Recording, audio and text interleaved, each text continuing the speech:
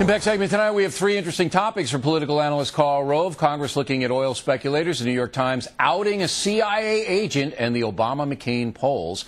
Most of those have Obama with a slight lead, except for the Newsweek poll, which has Obama up by 15 points. Mr. Rove joins us now from Washington. All right, Newsweek, as we've discussed here, has become a far-left publication, but they did hire you as a columnist, one of two conservatives, as opposed to 9 liberal columnists. That sounds fair and balanced to me. But you don't believe this poll, do you, that Obama's up 15 on McCain?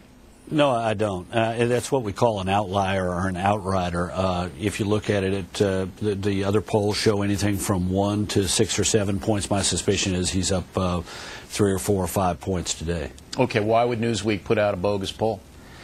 Well, look, Newsweek's poll, and I say this with great respect for Newsweek, having been hired by a columnist for this year and next, but that poll has habitually been the outlier. That is to say, in previous elections, it's been the poll that has been tended to be more generous to Democrats and less generous to Republicans. Do you feel uneasy about writing for that publication now that it is a committed far-left publication? As I said, well, 2 conservatives, you and George Will, 9 at least liberals.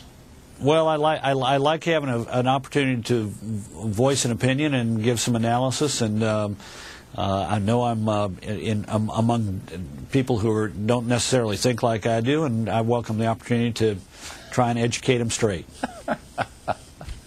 Very diplomatic, Mr. Rove. ABC News has a report on its website that you were at a country club and said Obama is an arrogant guy. Is that true?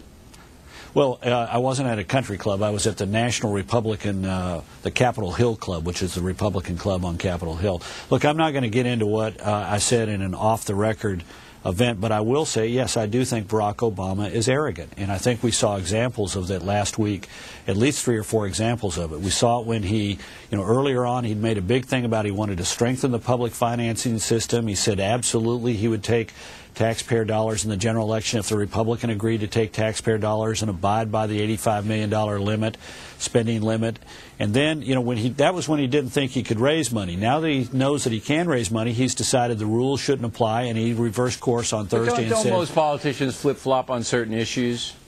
But here's the deal. First of all, this is a guy who claims to be different. How can you claim to be different if you do the same old, same old? And not only that, but this was an unbelievable one. He said, I will strengthen the system. Of course I'll abide by it. This is really important to me. And then turned around with the greatest of ease and said, you know what, it doesn't matter because I've now figured out to go in this direction benefits me more. And look, it's not just the only one we saw last week. We saw it on town halls. Early on he said, yes, I'll meet John McCain any place, anywhere. John McCain says, look, let's travel and jointly and together and do 10 town halls between now and the time of the national conventions, 1 a week. And we'll go wherever, let's agree on places and let's go together. We can travel together. It was an interesting idea.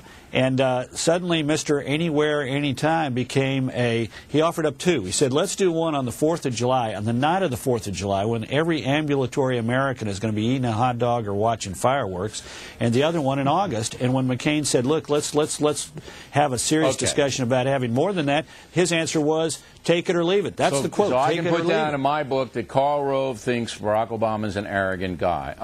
Okay.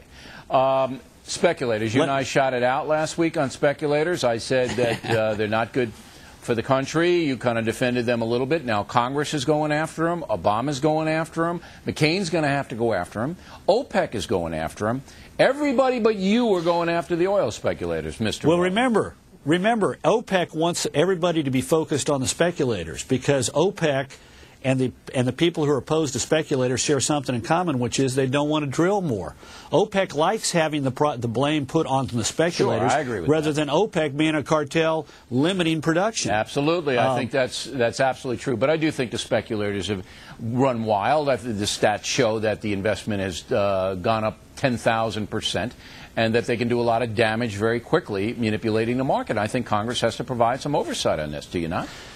Well, you know, what's interesting to me is Barack Obama, number one thing is he says we need to close the so-called Enron loophole. And he's going around talking a lot about it. And so are members of Congress, Democrats. The problem is when they passed the Farm Bill earlier this spring, the Farm Bill closed the Enron loophole. So that's why the Congress is now getting up to a point where it can't figure out exactly what it's going to do and is going to delay action on this until later in the summer. All right. But, I mean, it's just a big mess, and I think that some message has to be sent on the speculation to help the folks. Finally, the New York Times excoriated you over a number of years about the Valerie Plame leak, where she was working for the CIA, and then somebody, you identified Armitage in the State Department as leaking her name to the press. Well, now, last week, the New York Times outed a CIA agent, I'm not going to mention his name, who interrogated Khalid Sheikh Mohammed. Now, the CIA asked the New York Times not to do that. It obviously puts the CIA agent in danger because Al-Qaeda knows who he is. And they say, well, we'll out anybody unless they're undercover. Since you were involved with this, how do you respond to that? Well, look, the New York Times has a double standard. It was deeply concerned when Richard Armitage outed Valerie Plame. Of course, they were only concerned until the point that it became apparent that it was Richard Armitage, not Karl Rove. But the New York Times has a habit. They did this. They previously, against the objection of all of our intelligence agencies, revealed the existence of programs to monitor the electronic communications of known and suspected terrorists abroad. And they've got a very callous view about Do you know our nation's why security behind that? interests. Why would they want to put this guy's name in the paper? It's not important to the story. They could tell the story without. Why I read their explanation, and it basically sounded to me like they were saying we put his name out there because we decided we could. And I mean, they didn't have a good explanation. No, they don't. For it. They don't.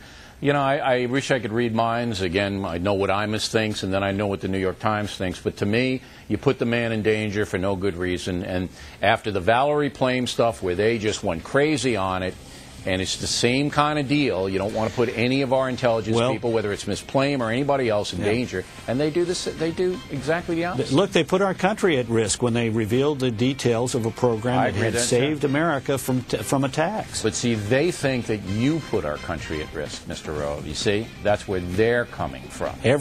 Every single day they think I put America at risk. Right. I get that. And that's where we are in the United States. Always a pleasure to see you. Thanks, Mr. Rove. And we